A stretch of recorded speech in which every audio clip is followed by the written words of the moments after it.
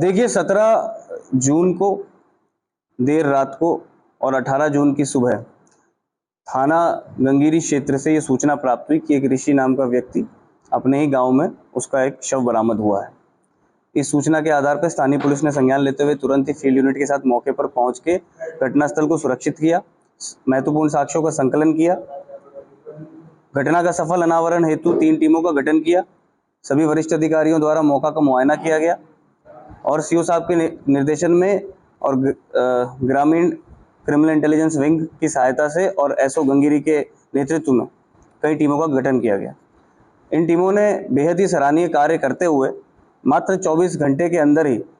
इस मर्डर का सफल अनावरण किया है और आज इन दोनों मुख्य आरोपियों को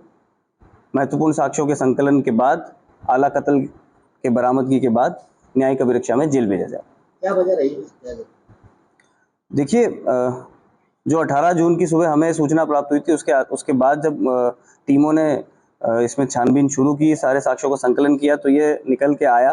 कि मृतक जिसका नाम ऋषि था, उसकी पत्नी जिसका नाम ललिता देवी था, उसका अवैध संबंध मृतक के ही चाचा के बेटे निरेश से था पिछले कई समय से।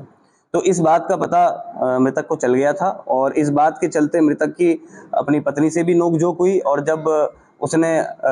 निरेश को बताया तो निरेश से भी इस बात पे कहासुनी हुई। तो 17 जून की रात को निरेश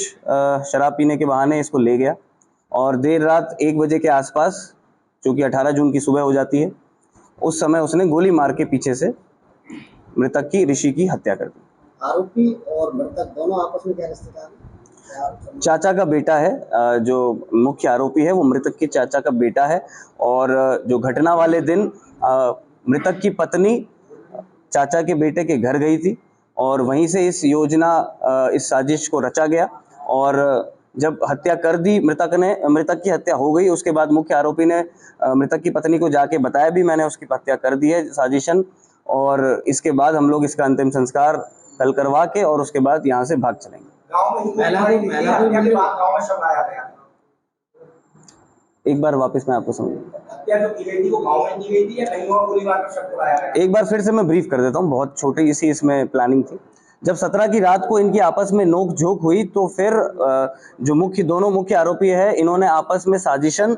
यह पूरी घटना जो है इसको प्लान किया और दोनों ही घर, मृतक का घर और मृतक के चाचा का घर जहाँ पे निरेश रहता है, दोनों ही उसी गांव में है। जब ये इसको अपनी पत्नी को छोड़ के वहां से निकल रहा था और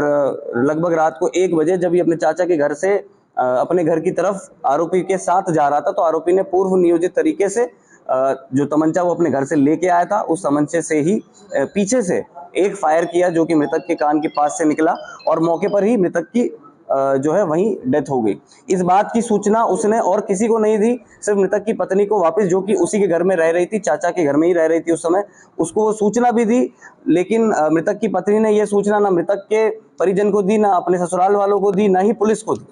और अगले दिन पूरे अंतिम संस्कार तक भी इस बात का कोई उन्होंने अपना ना कोई खेद जाहिर किया, ना ही इस बात की कोई सूचना पुलिस को मिली। जब पुलिस ने कड़ाई से पूछताछ करी, सभी साक्ष्यों का संकलन किया, कड़ी से कड़ी जोड़ी, तब जाके इस पूरी घटना का सफल अनावरण। जी, इसमें दोनों ही पूरी तरह से मुजरिम है, एक ने गोली चलाई है और एक ने साजिशन प्लानिंग में इनका साथ दिया। सर, ये प्रेम का मामला? जी, जैसा कि मैंने बताया कि मृतक की पत्नी का संबंध मृतक के चाचा के बेटे से था और ये संबंध काफी समय से था, जिसकी सूचना मृतक को लग गई थी, जिसके चलते आपस में इनमें कहासुनी हुई।